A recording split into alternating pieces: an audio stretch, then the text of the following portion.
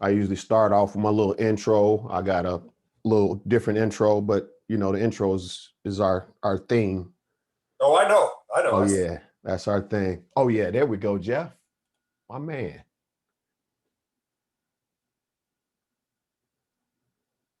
There we go. Let me see your face. There you go. Hey, Jeff. Hey, how you doing? Doing well. How are you? Good. Good to see you. All right. Y'all ready to get fired up? One more minute. We just get fired up. Anything you guys specifically want me to ask during the interview?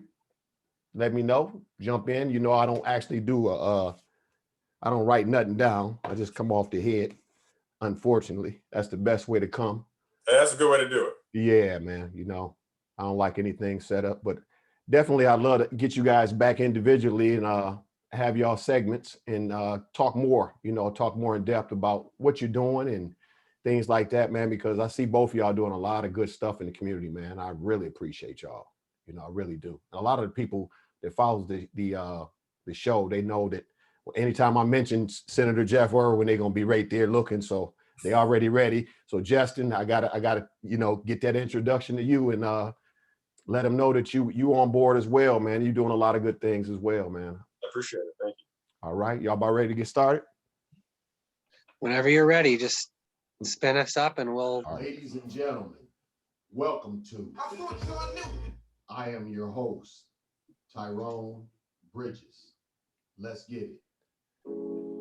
Since the beginning of our time, we have been chosen to name, to lead, and to delegate all that we survey.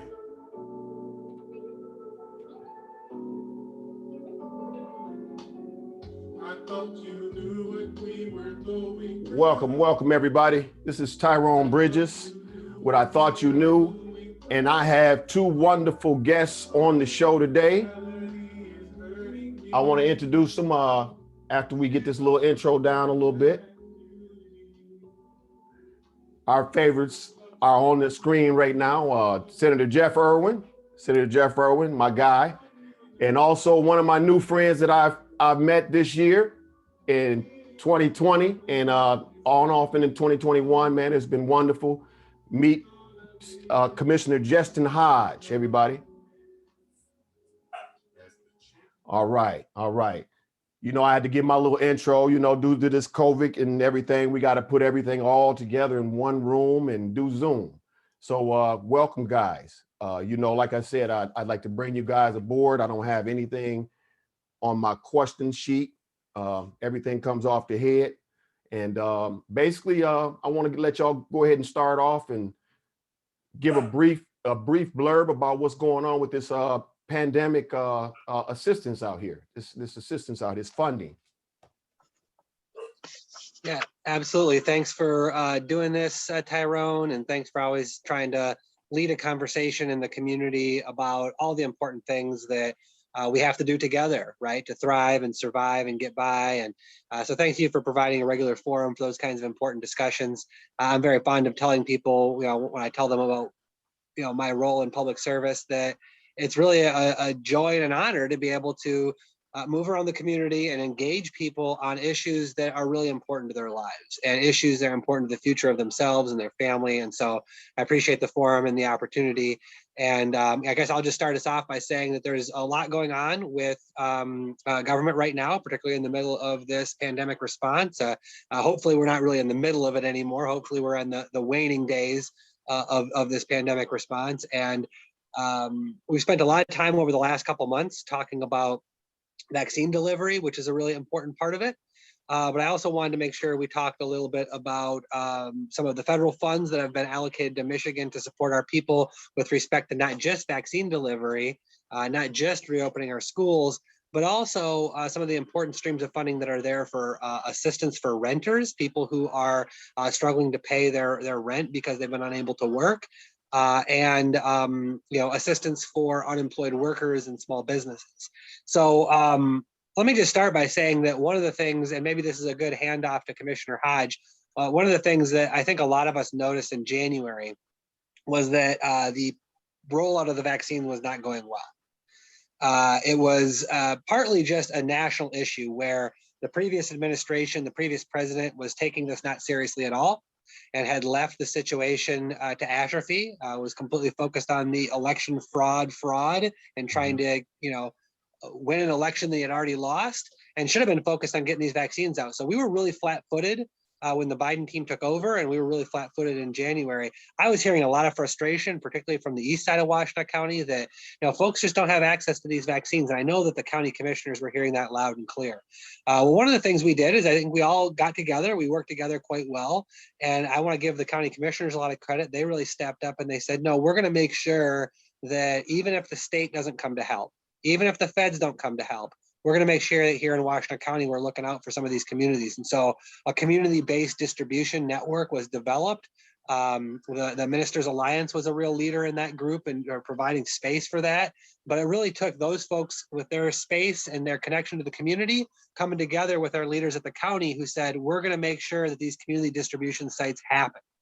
At the same time, some of your state legislators, including myself and others, were advocating to the state saying Washtenaw County is not being treated fairly. And in particular, Ypsilanti is not being treated fairly. We're not getting enough vaccines. And we were able to secure a grant program from the state to provide additional vaccines to communities that were hard hit by COVID-19, like Ypsilanti, and that weren't getting enough vaccine doses for a whole set of reasons. And so it was great because the county stepped up and said, we're going to make sure that these systems are in place, and we're going to make sure that we address this need, whether or not we get support from the state or the feds. And then just at the right time, some additional doses came in from the state government, and those things worked hand in glove to make sure that these community distribution sites started to be stood up. And now we're seeing a lot more supply come in from the federal government in places like Ford Field and in some of the pharmacies. And so it was really a pleasure to work with Commissioner Hodge and some of the other commissioners on trying to make sure that those doses were there, but also the systems were set up to deliver those doses. Excellent, excellent. Commissioner Hodge? Yeah, I'll take it from there. Thank you, Senator Irwin. It's been a pleasure working with you too. Your work and your advocacy at the state level has really made the difference in us being able to improve supply, as you mentioned, with the 2,500 that we were able to get, 2,500 doses that we were able to get, and everything else that we've done related to pandemic response. And thank you, Tyrone, for having me on the show. It's been great working with you too. You're always keeping me informed about what's going on and what I need to be paying attention to. And I know things don't always move as quick as we would like, but you keeping me alert so I can get on it has been really helpful.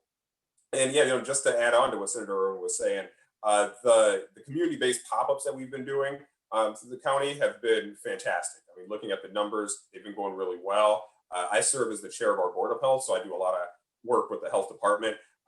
It's been a pretty wild time to come into elected office in the middle of a global pandemic, and a lot of my time, my first couple of months, have been spent on doing that work and working to get that vaccine out and just doing other things to make sure that people are getting accurate information related to public health and everything else. But then also working on how do we assist people that are struggling? I mean, we know that people have lost their jobs or people are now underemployed.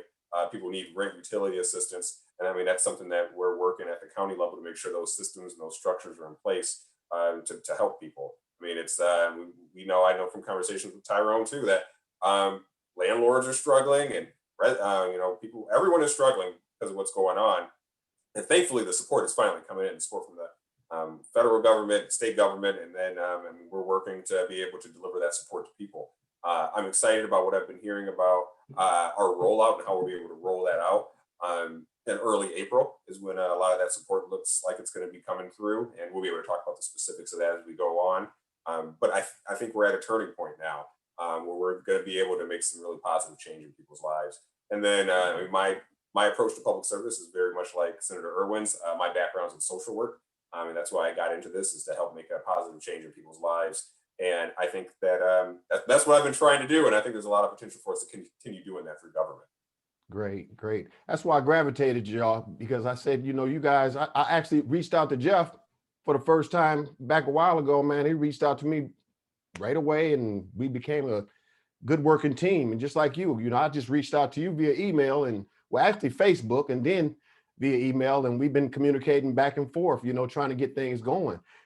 This this program, the SIRA program that they have, actually it's application that I have. I don't know if anybody can see it, but when we get done with the interview, I'm going to put the hopefully the link to that application on the space. And if we can get it on there, that would be lovely.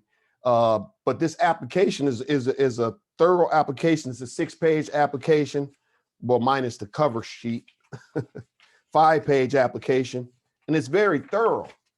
And a lot of the residents that I've been talking to, you know, that are not connected to the internet, connected to smartphones, you know, like I got a dumb phone, you know, Android dumb phone. So it don't do the things them smartphones do. But a lot of people are in the same boat and not able to get that information, but they can't pick up the phone and not know with wherewithal to call the persons like I do. You know, I can call Justin, I can call Senator Irwin and say, hey, look, where do you get this information? Is there a bit more clear information about this program or this process? Senator Irwin, you're muted. Yeah, it's a great time for me to jump in. Thanks. I just dropped a link in the Zoom chat, which I'm going to navigate over and drop in the Facebook Live chat as well. Great. That is a link to the website that explains this program.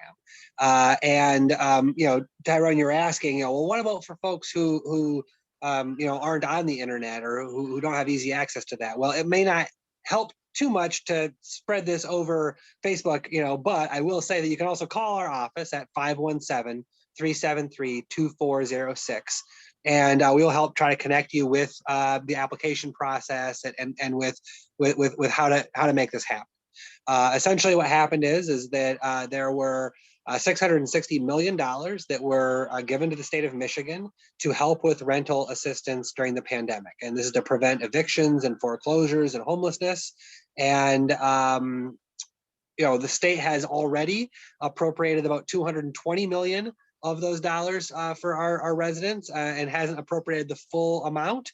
But people can now apply. That application was open on, I believe, March 17th was the first day that you could apply. And I'll try to make sure that the links to the application materials are here in the event chat. Just as a bit of like political background, let me just share with you that one of the things you might have heard me crowing about up in Lansing for the last 2 months is that the federal government provided these rental assistance dollars at the end of December. So the federal government, once again, Congress passed this bill and President Trump signed it at the end of December. And it took over 2 months for the Michigan legislature to finally release these dollars for the Michigan people. And in doing so, we only released 1/3 of the dollars. I think this is unconscionable. And I've had a lot of people ask me, why are you making amendments on the floor to release all these dollars? Why do you even have to do that? Because I've been the one standing up on the floor every week saying, hey, let's send all the money, not just 1/3 of the money. And I'm sad to report that the reason why the legislature is sitting on these federal dollars is because it's all about politics. Democrats, we run for office, people like Justin and I run for office saying, we want to help people. We think that if the community comes together, we can do amazing things together as a community. We can do things together as a community that we could never do individually, whether it's educating children, building roads, having strong mental health systems. These are things we could never do individually, but as a community, we can come together and do them. That's core to what we believe. That's why we run for office as Democrats. The Republicans run for office because they don't believe government works. And then when they get in there, they set about proving it. They set about doing everything they can to drag their feet and make things gummed up to try to prove their philosophy, which is that this whole enterprise of coming together to do great things for each other, it doesn't work. Further, they just want to hurt the governor. And for them, they're looking forward to next fall. I'm focused on how people can make their next rent payment. They're looking forward to the next gubernatorial election. And they want very much to damage Governor Whitmer. They want people to think Governor Whitmer doesn't care. They want people to think that Governor Whitmer isn't delivering on these needs that people have. And if they can be the ones who make that happen, if they can engineer that result, they can engineer that misery in the lives of people, they believe that folks will blame the governor. and not them. And so that's why we're still up in Lansing just trying to fight to get these federal dollars released. But the first tranche of dollars, the first chunk of dollars is released. You can apply. And once again, as soon as I stop talking here, I'm going to go into the chat and try to make sure that it's there in the Facebook Live as well as where I put it here in the Zoom. I will add one more piece to my tirade, though. One of the things that Congress did in this next round of federal stimulus, federal relief dollars, is they took away some of the strings that the state legislatures can put on these dollars. So for the first time, Washtenaw County is going to get some direct allocation of dollars. Ypsilanti Township is going to get a direct allocation of dollars. Ann Arbor is going to get a direct allocation of dollars. All these communities are going to get some direct money, which is really important because in the first round, the first 2 rounds of federal support, it all went through the state legislature, and that allowed there to be this political choke point on the dollars. What we really need is those dollars to actually get down to the people. On some of the dollars that still do need to be appropriated by the state legislature, Senator Stabenow, actually, our Senator Stabenow was the one who put an amendment on the bill that says that if the state legislatures don't get that money out the door quickly enough, they lose the money, which hopefully will not come back to bite us. Hopefully that's going to be an asset for us, because that's exactly what we've seen in the state legislature. We've been begging to release these dollars. You can see speech after speech that I've made on the Senate floor saying, people have rental emergencies now. Rent is being unpaid now. Eviction notices are going out now. We've had 14,000 plus, probably 15,000 people by now who've gotten eviction notices this year. And so it's important that people know about these opportunities for help. And it's important that these dollars get out there to help people. And newsflash, right? The moratorium ends tomorrow. No, the moratorium was actually extended until June 30th. That okay. Just got announced. Yep.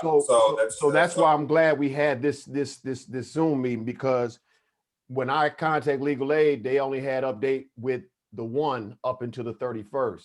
So if there's a new one, it's the biggest thing that a lot of the people need to know who've already filled out one and gave to their landlord. Do we fill out another one and give it to the landlord, or what are they supposed to do? Well, that's a good question. We have to look into specifics around that. I think because it's been extended, there shouldn't be any additional paperwork. Okay. We just need to get some clarification. Yeah, so, we need to get more clarity. Like I said, I want to make sure I get people the information. But I know that the Hawk was Housing Access was talking about the portal that they were waiting on, that you could actually upload this application on all your information. And see, that I'm glad they told me that. And now I can discuss that with you guys. That's a bigger impairment. You already got people having problems that can't get the information, or even people that needs that information that, can't access it because they don't have technology. Because this application is beautiful. It's helping with some deep stuff. It's helping with your cable. Your internet. It's helping with, any other stuff on here. And it's like, this information really needs to get to these people that don't have the access, because now there's a portal being introduced. And how are a lot of these people going to upload the information on portals? When you think that, not you guys, but when you think the think tank in the county would think that, maybe we need to get some of these nonprofits to link up with these people, and the people that don't have access to the computers and the wherewithal to upload the information. I'm working for free. I don't mind doing it. I don't have no way to upload anything but to snap it on my cell phone and email it to me and then download it and re-up. That's a lot of work. I could speak a bit about that, but I wanted to thank Jeff too for that background. So Tyrone, we've been talking, it seems like for a really, really long time about when is this rental and utility assistance going to come in.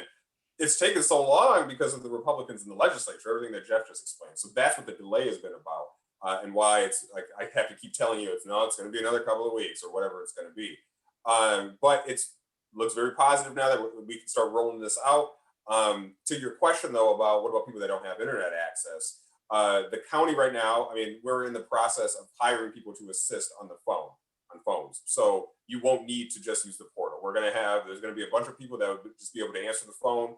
and assist individuals with getting their information uploaded through the portal or just getting their information in there. So the portal is going to be set up for people that do have internet access, just to take some of the pressure off the phone lines. So yeah, that has been thought about. And I'm really encouraged that that's going to be set up. I think all of that will be able to roll out. What I'm hearing is end of the first or second week of April is when that'll be available. And then just to add on, the good news about the eviction moratorium being extended, but just to give you a bit more specifics around what the assistance is going to look like. It looks like that the rental assistance is going to go back up to 12 months and can go forward 3 months. And as you mentioned too, there's assistance in there. Hold on. Rewind that one more time. Say that part that you just said one more time so people can hear. I kind of got a little deaf for a minute. Hold on. Say it so again. The assistance will go back 12 months. So till last March. So to help with back rent to last March, and then can go forward 3 months. A cushion. Great. That's what what we're shooting for here. And of course, there's utility assistance. There's the eviction moratorium that's been extended. And as you mentioned, assistance with internet, because we know that access to internet is also a health indicator of health. And as we work at the county to continue expanding broadband internet access to everyone across the county, we want to continue supporting people that haven't been able to pay for it. That's great news, man, because I know there's a bunch of seniors that been buzzing me up, and seniors that I used to work with my youth, they've been buzzing me up and say, hey, what's going on? We need some help. And I'm available to help out any type of way to get this information out here to these people that can't get it. My as soon as I have those numbers, the numbers for people to call, I'm going to give them to you. It's just the portal. Yeah, the portal is up. We know the challenge with the portal, but as soon as we get those numbers for people to call to start giving me assistance that way, right. Set up assistance. I'll get it to you. So it's basically, when I talked to him before, I said, is there anything that Hawk could like give a one pager to the person that's inquiring about help? Because you go back to these landlords, and these landlords ain't gonna keep on taking it. They know that it's a pandemic, but there's landlords now. I got evidence. There's landlords that's been reaching out to these residents, pressuring them to still pay. A lot of residents have been paying cash. Seriously, and these residents are getting what do you call it, Section 8.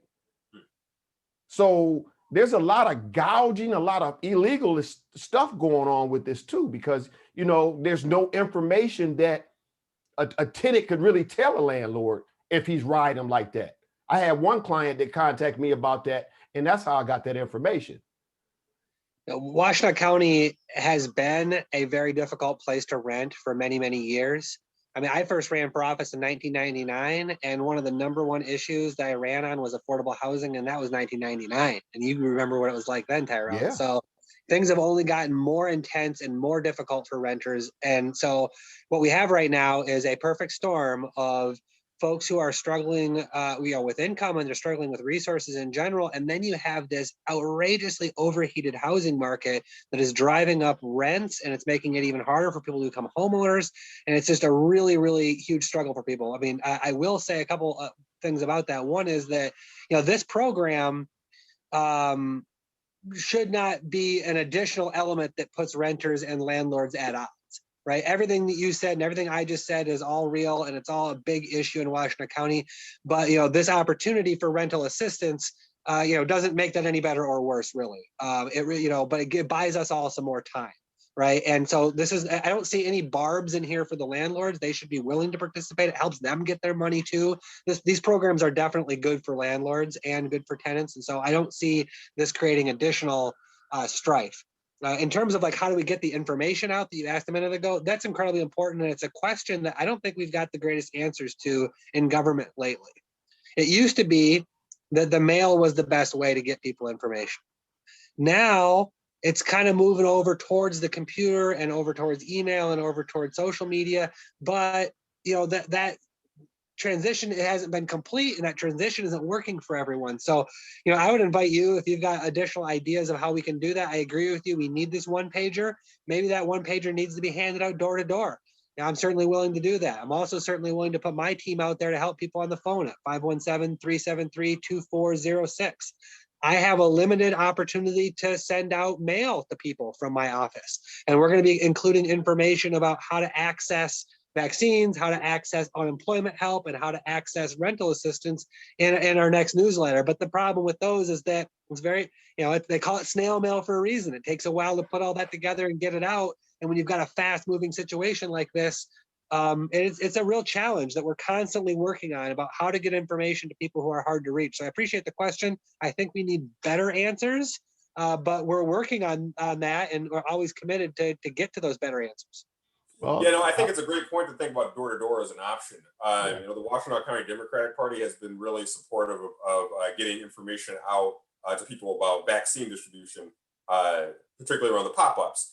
So they've done some door to door work in targeted neighborhoods, and I'm sure we'd have a conversation with them too about when this information, the one pager, is out for people that need written utility assistance. Could we mobilize some people and get that information out? Definitely. And I'll open this platform up and recordings and videos if I necessarily need to get this information out. I just, I'm not blaming no one because, hey, this pandemic didn't, nobody's fault, but the stress is behind it, and it's a big thing. And one more thing about the health department. Is there a specific number at the state level or at the county level that if people want to report people violating the ordinance or violating the state's laws about gathering and potentially causing super spreader events, is there a number that we could call, or is there somebody who we can talk to directly? Because look, I'm gonna be straightforward with you. I want to actually talk to the direct person. I don't want to talk to his peon. I want to talk to the direct person, because a lot of reports are not being listened to. And Jeff, I'm real with it. Hey, I hold you to the good ones and I hold you to the bad ones. But that right there is important. A lot of residents have been asking questions, and we've had information post on our Thought You Knew page about businesses and gatherings and stuff like that. All the people have constantly said they want somebody to report to, something to get this information out. It's not a bad thing, because Ypsi, Washtenaw County, we can't afford to have a super spreader nowhere. So that's depriving the people of a resource that they need to report. There's some businesses been out here serving food, maskless. Dude, I mean, I got some pictures. I got a lot of pictures because I was doing a little door dashing and tick, tick, got some pictures. I'm like, who to call? Who to report to? If this really is a serious situation, there has to be a telephone number. There has to be some accountability. There has to be.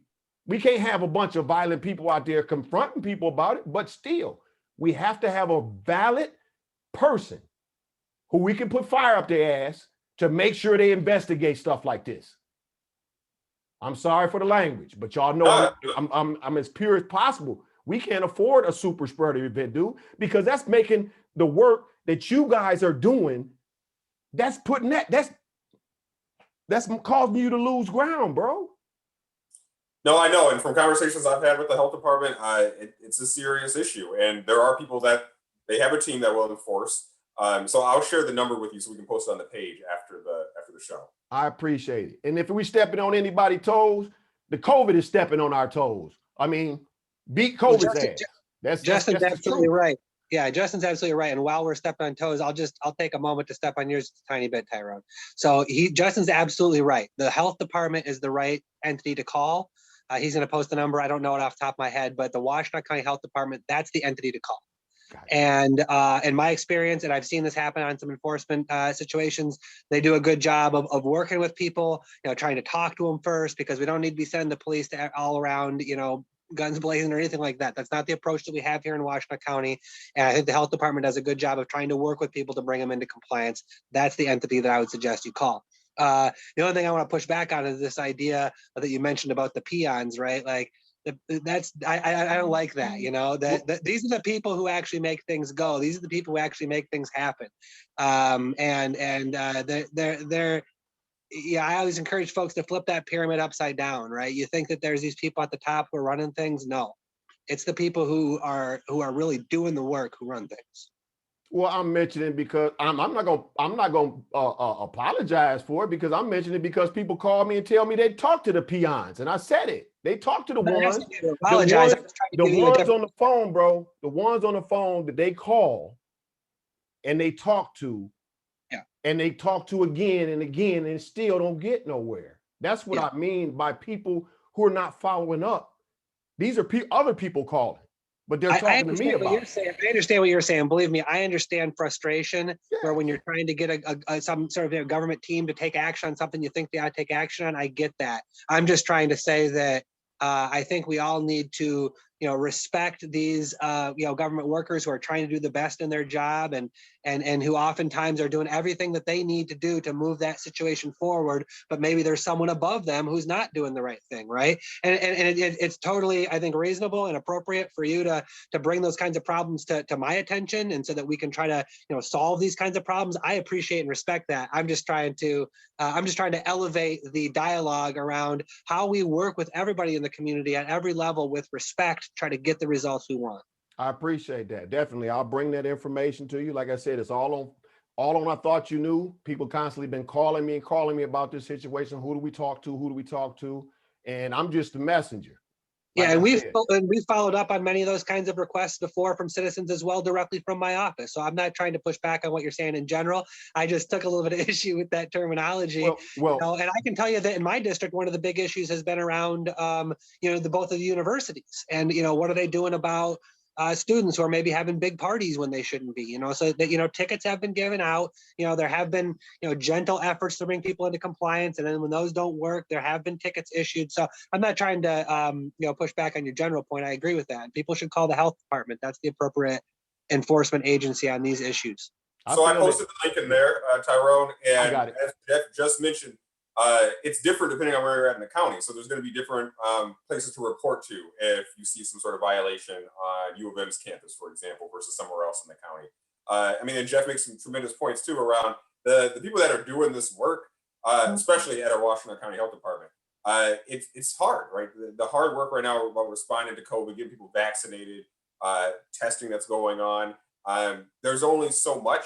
So if we're running into issues with enforcement, and people have done their due diligence, they reported an event, that's a great time to contact somebody like me or somebody like Jeff, so we can also step in. You should think about us, as elected officials, as your advocate in that level of government. So if something's not going on that's right for you in the county government, get in touch with the county commissioner. For you and many others, it's me. Something's not going right in state government. Get in touch with Jeff or your state representative. I definitely will take y'all up on that, because it's definitely them calls is constantly ringing about the situation. This to be a separate segment, but this is a wonderful thing to be able to know these things. A lot of people don't even know. A lot of people haven't been following too much of anything, but they just need to know a little bit of something that move them, the next step, move them to the next step.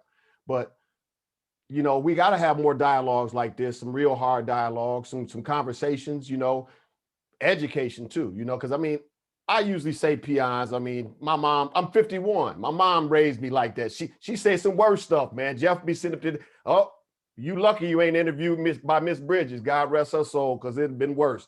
But it's like when you get to somebody that spins you, that don't have an answer, but they still spinning you. That's what I should have said, but I didn't say it that way. And I'm not, no regrets. But once again, it's just that we just need some straight, direct information. That's why I even brought y'all on, because a lot of people calling certain peoples and not getting the direct information. Y'all just educated me, period, and the public about all this information. Information right here. Something to keep in mind with this is, if you call one of these health department numbers and you want to make a complaint or you need some information, the director of the health department is not going to answer the phone, and that's not going to be the person that's going to respond to you. You might get a staff person that doesn't immediately know the answer. I know from conversations with a lot of people in a lot of places that people sometimes have a hard time saying, I don't know. And sometimes you just got to say, I don't know, I'll look into it. And if that's the answer and that's what's really going on, great. And you're continuing not to get help, though, not good. And that's when you let one of us know so we can be on it. Like, it's our job to do that. It's not your job to, or anybody else that's listening and trying to report something or having some other issue. You shouldn't have to keep on fighting like that. I mean, we're here to fight for that. So, and we appreciate that. Definitely we appreciate that. I mean, and this has been a fast-moving situation, right? This whole last year has been a crazy year, and there, I'm fairly plugged into the systems of information about what's happening with this federal program or that state program, but it's still confusing, even for those of us who, are trying to sort all this information out for people. So I respect that folks are having a hard time getting the straight information from their government, and that we need to do better and providing that kind of information. And it's a constant discussion in my office about how do we get better information out in our newsletters? What else do we need to be doing on social media to let people know what the straight dope is on these programs? Because they're confusing, and then they're changing all the time, right?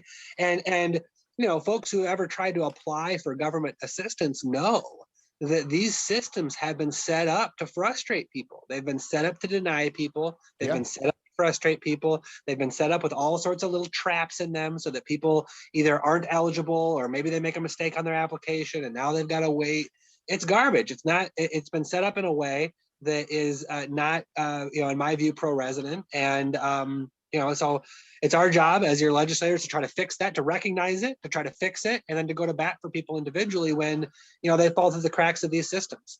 So, we've been helping folks with unemployment. We've been trying to, get folks good information about this vaccine situation that's been changing constantly.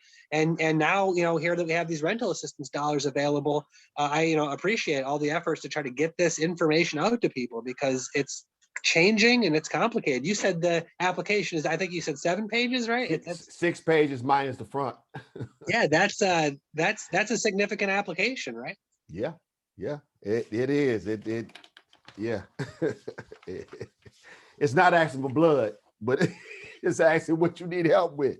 But I do have two bones to throw at y'all. Not real bones. I mean, I shouldn't say it like that. Let me quit talking like. Two real situations that may need you guys' assistance. I'm pretty sure it will. I have a 27-year-old homeless man sleeping in his car. Can't find a private landlord or no one because he has a felony on his record. No CSC, no none of that. He's been out since 2017 and catching the devil trying to find a place to stay.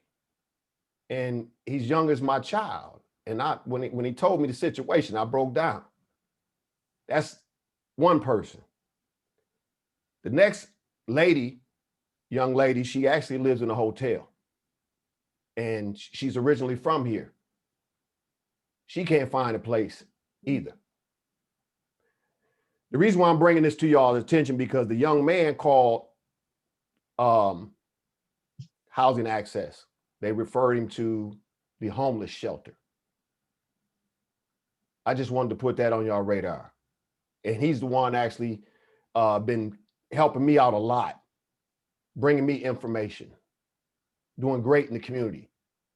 And I just feel that, it's pretty sad. And this brother needs some help. And I'm gonna send him to y'all. I'm gonna tell you, I'm gonna send him to y'all. Because I ain't got no more tears, man, for real. I was literally about to let him come stay at my house, and that'd be really messed up. That's bad. And then the young lady that's staying at the hotel, she's an older lady. She's actually 41, 42, or she's young. Yeah. And I actually met her years ago. I sold her a car. I think it was either $1 or $100 or something years ago. And she reached out to me. And I've been catching hell trying to find her something too. So there's 2 people. Yeah, well, let me start with the unequivocally positive part of that, which is that you were saying that folks that are in their early 40s are young. I'm just going to grab a hold of that and hold on to it with both hands. Yeah, I mean, please have these individuals contact us, right? There's obviously limited capacity we have in the office, but we'll connect them to the various entities we know that might be able to be supportive. And I think it was totally appropriate to try to connect the individual with the Hawk program, the housing access program.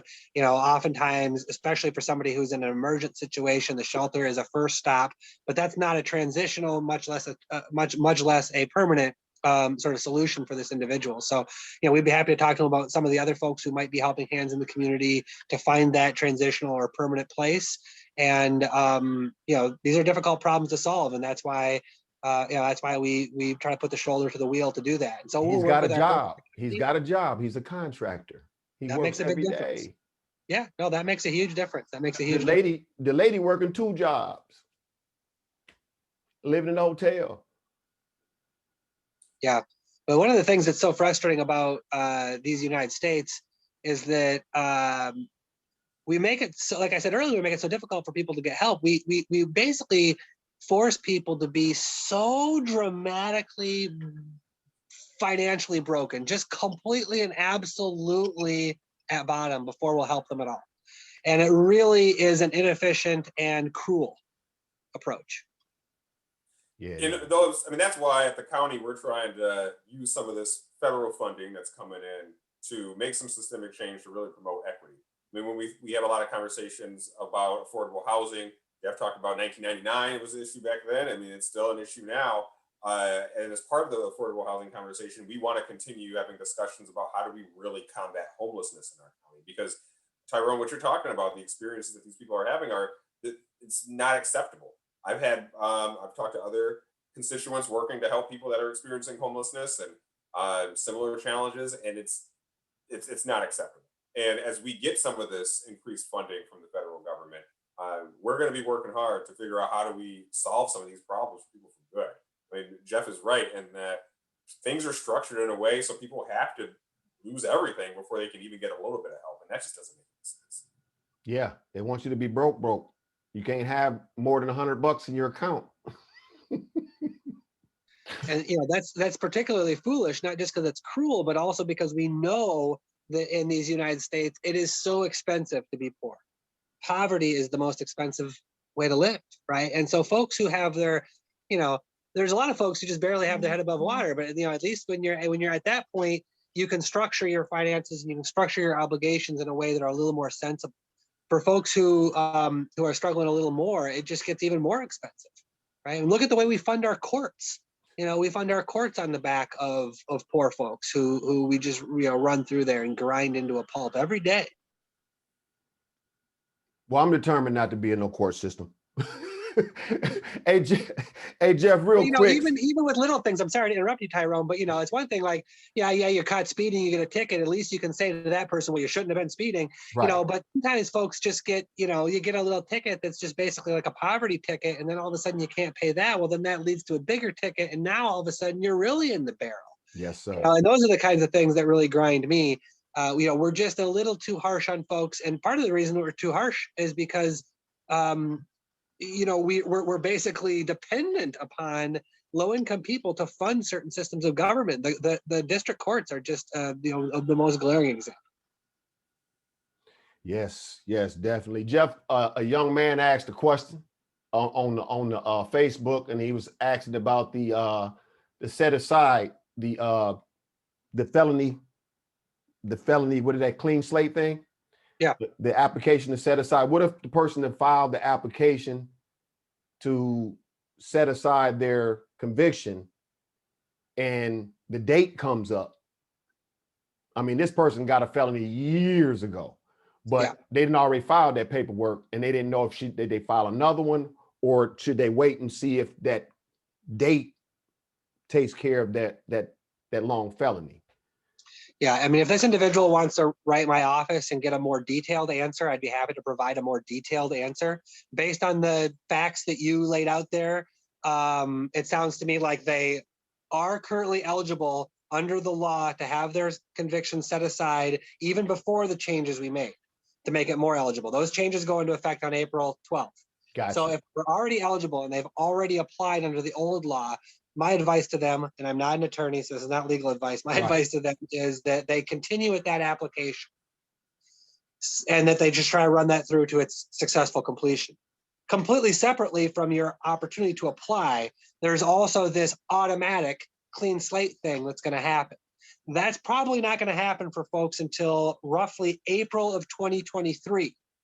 So if you're willing to wait, then yeah, that's all going to get taken care of eventually. But that's going to take 2 more years because we still haven't even hired the computer programmers that are going to design the database and the algorithms to go through all the court systems and do it automatically. That's going to take about 2 years. So if you've got an application already, you're already eligible under the old rules, I'd follow that application through. If you have already done an application on, say, one offense, but you didn't do an application on some others because they weren't eligible, you might want to go and package them up and do a new application after the 12th when the new law goes into effect. But I suspect, based on the facts that you just mentioned, that it's probably best for that person to continue with their application now, knowing that there's this backstop that in 2 years it's going to get taken care of eventually. Okay, great. I definitely know he heard you. That's a great thing. Justin, anything you'd like to share with us about what's going on at the county? Yeah, I would just say keep an eye out on, I mean, if you're online watching this, you can keep an eye on the social media that comes out from the counties, specifically the health department. We get a ton of information out there daily. Our public health officer does video updates weekly now, for the most part in English and Spanish. So please share that information. We're going to be working to get all the information about the utility assistance and the rent assistance out as soon as we have it through all of our social media channels. Hopefully we get, hopefully the press will pick it up some. Of course, Tyrone, I'm going to get it to you. So just keep an eye out because help is coming. It's coming within weeks. And we're just going to work to get that information out there. Well, like I said, I'm offering my show. I'm offering my studio to do whatever we have to do a little commercial and let them know what's coming out. We definitely got to let them know. We're going to let them know definitely from the show, and also y'all's contact's going to be on the I Thought You Knew web Facebook page. So, you know, it's always great to talk to both of y'all, man. I bother y'all like y'all I can't say my sons, like y'all my brothers. So I say I bother y'all all the time. I'm always on the phone with these two guys. Y'all got to understand, this is not even a political thing or nothing. These are the two realest guys that I've ever dealt with, including Yusef Robbie. These are real guys.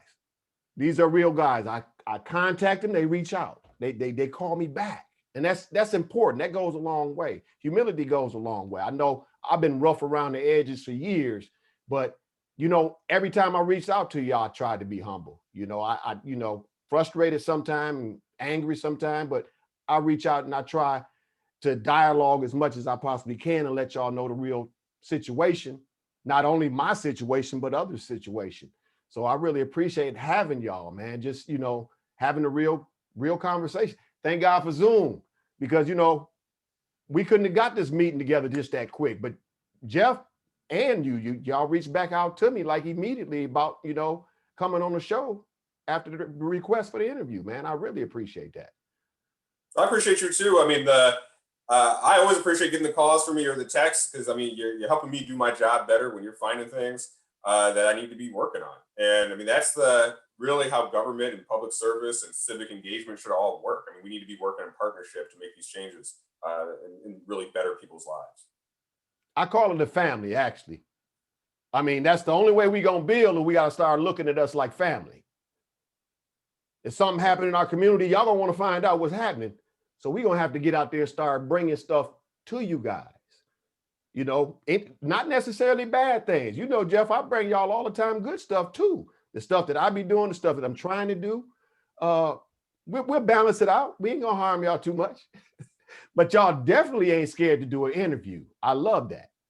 I love that, man, for real. You know, I run for office because I want to help people. I want to make the community better. I get tremendous personal gratification out of, you know, opportunities to help people. Sometimes it's, you know, a policy change that might affect a lot of people. Sometimes it's just helping one person, you know, get their unemployment hooked up that they deserved and just couldn't get for some crazy reason, right? So I appreciate the opportunities to help. I appreciate the eyes and ears in the community. If there are folks such as yourself out there, Tyrone, who are listening, who, you know, see something, who you know, think that there needs to be a solution, you know, reach out to your elected officials. Let us know what you know. Then we'll know, and we can try to act on that. And you've heard me say this several times, Tyrone, like, I can't promise you that I can make it right every time, but I can promise you that I can try. I can promise you that I can listen. I can promise you that I can care. Full disclaimer though, every time I reached out to them, I ain't gonna lie, they don't be bullshitting. They shake the ground, man. When I reach out to either one of them, they own it. I ain't gonna lie. That's just straight up. I gotta mention where it is. Anytime I've called Jeff or Justin, right on it. So I got to put it like it is, man. You ain't make no promises to me. Justin, you ain't made no promises to me, man. We just straight people that like to see our community do better, and that's the dialogue we need to have all the time. That's how we do it, man. That's how we build a community. And y'all younger than me too, man. That's crazy. I'm sitting up there tripping. All these gray hairs in my I'm over here kicking it with these young guys who's making things happen. And I didn't want to say that on the first interview when we first had the interview, Jeff at City Hall, I was like, this guy is a young cat. I read up on you, both of y'all, man. Like, these guys are young, but they doing some great things, man. I'm proud of y'all, man. I really appreciate that. I appreciate your friendship and the eyes and ears. Every time I hear you say the word studio, I get a little excited. So, appreciate what you're doing over there. Appreciate that you're trying to spread some good vibes around, the Washtenaw County community. We all need to stick together. And, I just appreciate you being so generous about, the comments you've made about me and my office. I'm really fortunate to work with a good team that's committed to help people. And so, that's what we're all about. I every day I'm thinking about, how can I change the law? How can I change the budget? How can I make some of these big moves that can make Michigan better? But also every day I'm thinking, what about, making sure that Mrs. Johnson's getting her home health aid? What about making sure that, Joe gets his unemployment? What about, Susan, who's a wait staff and who's getting treated wrong by unemployment because her income is a little more complicated than somebody else, So all those things, I really enjoy that opportunity to work directly for folks. And so thank you. Yeah, Tyrone, I hope we can be in the studio soon. But I am really grateful for all the work that you continue to do all throughout the pandemic. The pandemic didn't slow you down in any of the work that you've been doing. You're always getting the information out to people. And like Jeff is saying, it's about making some of these systemic changes that we can do through policy, changing the budget, but it's also about what's going on with the neighbor down the street and making sure that we can do what we can there. And you're an integral part in that. I appreciate that. And I'm going to give y'all this exit move and say much love, just like I usually say on the show. Let's get it, man. Anything y'all need me to do, y'all know it's easy to reach me. Call, text, whatever. I'd like to be a vessel to usher change in our community, positivity, man, and be on the same page with y'all brothers, man. I appreciate y'all. This is Tyrone Bridges, What I Thought You Knew, interviewing two of my friends, Senator Jeff Irwin and also Commissioner Justin Hodge. It's been a blessing. God bless you. Peace.